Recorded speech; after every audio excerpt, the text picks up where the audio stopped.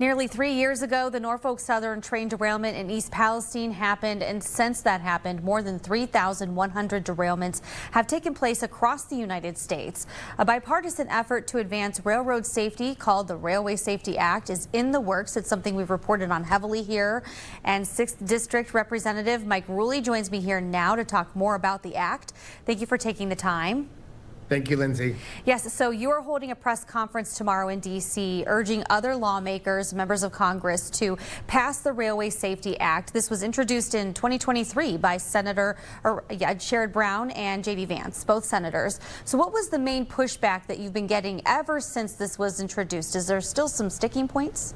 Yeah, it's mostly from the corporates. The corporates aren't happy with it because I think they see a lot of extra cost involved in the safety. But after East Palestine, and I don't think people realize every week, if not twice a week, there's a derailment somewhere in the country. So it is a problem that we have to keep addressing. It's just as far as us in particular in East Palestine, it was the chemicals and it was such a bad effect. I think that's why you really saw it being such a big deal for us.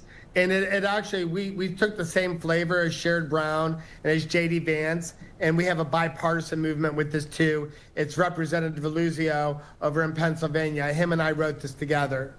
Yeah, and what would be the main top changes that would require railroads to do? Well, let's go through this. So this is originally introduced in February 4th of 2025, which is it's almost exactly a year, and it is in front of the Transportation and Industry Committee. So the biggest thing is we have to have two-person crew. In preference, I would like to see 2 engineers and a conductor. A lot of the industry is trying to make this no crew autonomous train, which is complete disaster. We can never let that happen. And then also we have to address the hazardous material safety, advanced notification to emergency responders when one of these trains is going through your neighborhood. New rules for the length, the weight, and the speeds of the routes of hazardous materials, inspections and detection. Now, that's probably the sweet spot for myself. When I was in the Ohio Senate, we worked on hot box detectors every 10 miles on hazmat routes, enhanced rail car inspection requirements and audits.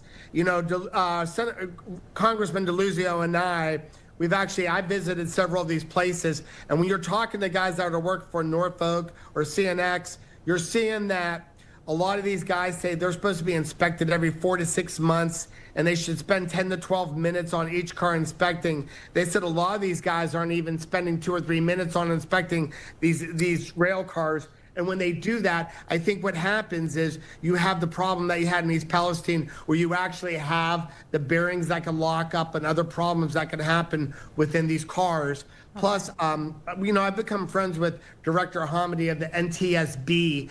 And when you look at East Palestine, you see that these rail cars that fell over, the next day when Representative Blaisdell and myself were with the governor, and we said, well, how did the explosion happen so easily that we saw that the explosion just happened? And these cars are supposed to have a cylinder within the car that if it falls over, it's supposed to gently go down, and these flaps let these gas out that would gently put the car down. Well, none of the flaps worked. Okay. So the NTSB over like 7 years ago said within 10 years ago, 10 years from then, they would want all the cars replaced. That hasn't happened yet. Let me jump in here.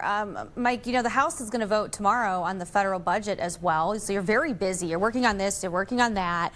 Do you agree with the adjustments for funding that it makes for ICE agents and the DHS?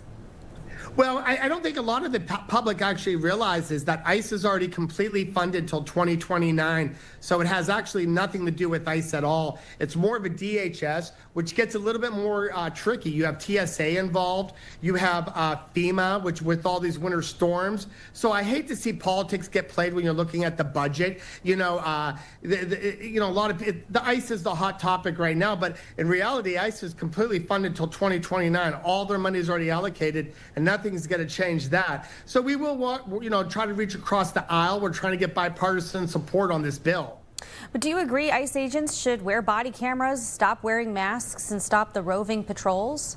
Well, I think body cameras are fine, but I think masks, you see the doxing that is done with these different ICE members, and there's 8,000% increase on the threats of their life and their children's life and their wife's life. So I think that has to be addressed too. I think the whole country needs to tone down the temperature, and I think some of the name calling by the opposition party for members of the federal government that are they're actually following federal law. So if we don't like the laws, we should probably change them. All right, Ruli, thank you so much for joining us here on 21 welcome. News at 5. And as you vote tomorrow, we'll watch to see the latest updates. Appreciate your time. Thank you, Lindsay.